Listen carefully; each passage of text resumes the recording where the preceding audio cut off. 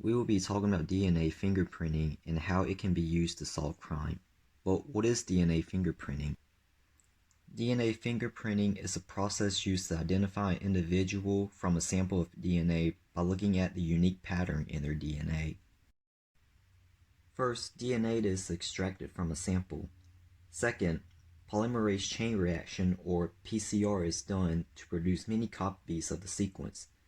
Third, the sample's DNA is run through gel electrophoresis, which an electric current is applied which pulls the negatively charged DNA through a gel, thus separating small and large pieces. The result is DNA fingerprint to match samples of DNA. So here we have our crime.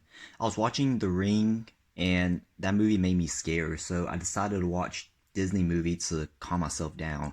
But I didn't know the movie put a curse on my TV, so all those characters came to life and they raided my house and stole everything from me. But after they raided my house, I found a piece of hair by the TV, so I'm going to use that to amplify like the DNA and to find who actually stole the things from me. So I got the DNA from the hair and then I traveled to Disneyland and got DNA from all the characters who I think were in the raid that stole the things from me, and here's the result. So let's look at our first sample. In order to be a match, both loci has to match with the hair. So in this case, Goofy and Mickey are the suspect that probably raided my house. So let's look at the second sample. The DNA match mine's and Goofy. But because in the first sample it didn't match mine's, and then it only leaves Goofy being the one that's guilty. So it is Goofy that raided my house.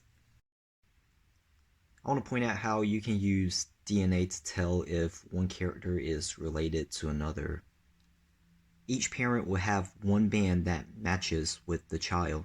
Let's look at Walt and Mickey.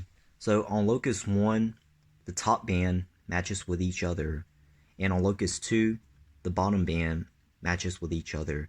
So this band and this band here would have come from the other parent. With the use of DNA fingerprinting, I'm now able to find out who committed the crime.